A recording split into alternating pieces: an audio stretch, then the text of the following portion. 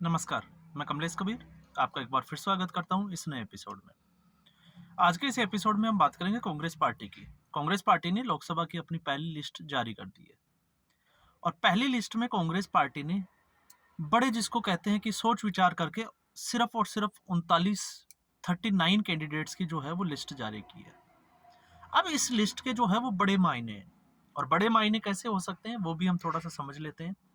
सबसे पहले हम बात करते हैं इस लिस्ट से कांग्रेस पार्टी की जो बेचैनी है वो साफ तौर से दिखाई देती है। अब आप कहोगे कि बेचैनी कैसे? तो इसको हम समझ लेते हैं कि कांग्रेस पार्टी जहां नरेंद्र मोदी से लड़ने की बात कर रही है, अगर हम उसके कैंडिडेट्स की बात करें तो कांग्रेस पार्टी ये भी डिसाइड नहीं कर पा रही कि उसके कैंडिडेट्स चुनाव कहां से लड़ेंगे और कौन-कौन से कैंडिडेट लड़ेंगे।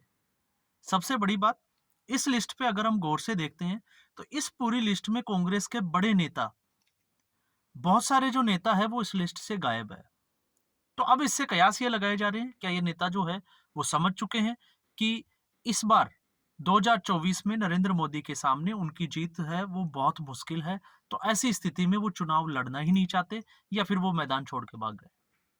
क्योंकि पहली लिस्ट में जहां सबको ये उम्मीदें थी कि इस बार स्मृति ईरानी जो है वो बार-बार चैलेंज दे रही थी, भारतीय जनता पार्टी भी चैलेंज कर रही थी कि राहुल गांधी अमेठी से चुनाव लड़के दिखाएं। लेकिन इस पूरी लिस्ट में राहुल गांधी का जो है वो अमेठी को लेके कोई नाम नहीं आया और राहुल गांधी का अगर कहीं से नाम आया तो फिर वही सीट आ गई, वायनाड सीट।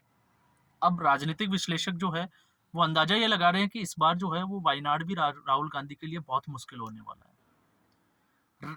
सोनिया गांधी रायबरेली जो है वो पहले ही छोड़ चुकी है और जहां हम प्रियंका गांधी की बात करते हैं, क्योंकि इस परिवार में तीन ही ऐसे लोग हैं जो चुनाव लड़ते हैं कांग्रेस पार्टी के, क्योंकि रॉबर्ट वाड्रा और उनकी फैमिली की हम बात ही नहीं कर रहे। तो प्रियंका गांधी रायबरेली से चुनाव नहीं लड़ रही, इस लिस्ट में अब तक तो यही नजर आ रहा है और कयास ये लगाए जा रहे हैं कि हो सकता है प्रियंका गांधी लोकसभा के चुनाव इस बार लड़े ही नहीं। क्यों? क्योंकि इससे पहले प्रियंका गांधी ने कभी चुनाव नहीं लड़ा और इस बार अगर वो चुनाव लड़ते हैं और अगर उनको हार का सामना देखना पड़ता है तो पहले ही चुनाव में उनकी हार हो जाएगी, तो ये पब्लिक को एक गलत मैसेज जाएगा। तो ये इसके अलावा केसी वेणुगोपाल वो जो है वो इस लिस्ट में उनका नाम है। शशि थरूर जो तिरुवनंतपुरम से अपनी सीट से जो है वो चुनाव लड़ते हैं, उनका नाम है। तो ऐसे करके चार, 3 से 4 ऐसे नेता है, बड़े गद्दावर नेता, जिनके नाम जो है वो इस लिस्ट में देखे जा सकते हैं। लेकिन इसके अलावा अब इसमें दो चीजें सामने आती है। एक है कि कांग्रेस के बड़े नेता जो है वो चुनाव लड़ना ही नहीं चाहते और दूसरा इसमें यह आती है बात सामने कि कांग्रेस जो है वो गठबंधन में कई ऐसी जगह हैं जहां पे उनके सीटों के पेच फंसे हुए हैं, क्योंकि उनकी सीटें जो है वो दूसरी पार्टी के खाते में जाती हुई दिखाई दे रही है।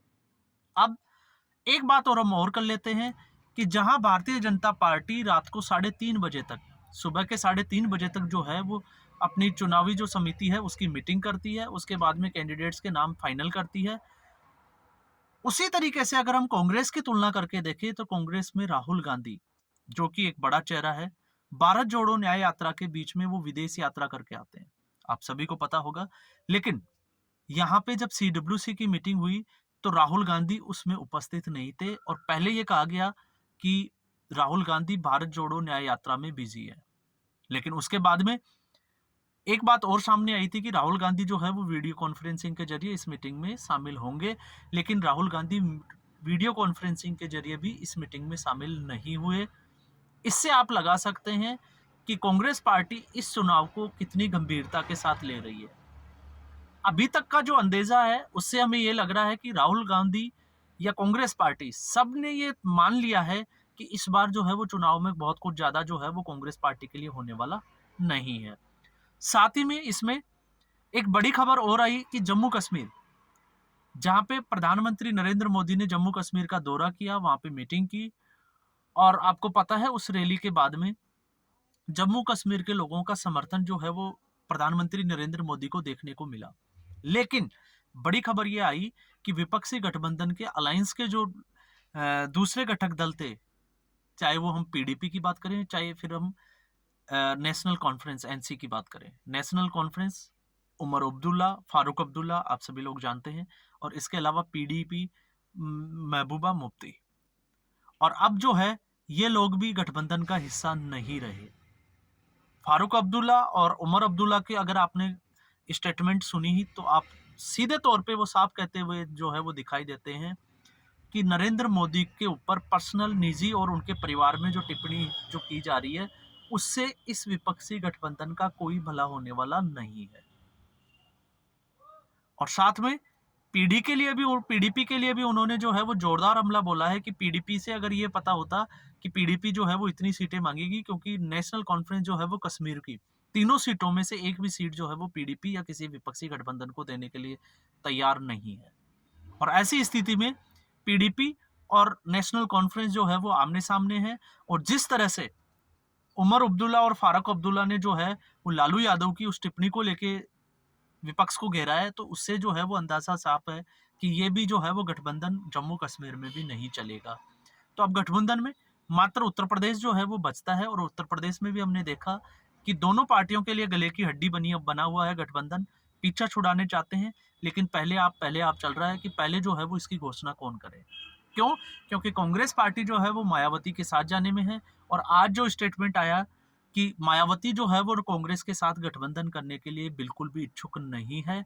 क्यों? क्योंकि मायावती को ये साफ तौर से लगता है कि अगर ऐसा करेंगे तो उसका वोट बैंक जो है वो शिफ्ट हो जाएगा कांग्रेस पार्टी, क्योंकि कांग्रेस पार्टी जो है वो मुस्लिम तुष्टीकरण की राजनीति के उनके ऊपर बहुत बड़े आरोप है। और वो एक जिसको कहते हैं कि मुस्लिम्स के लिए या मुस्लिम कम्युनिटी के लिए एक सॉफ्ट कॉर्नर रखती है। और अखिलेश यादव चाहते हैं कि कांग्रेस पार्टी जो है वो मायावती के साथ गठबंधन नहीं करे।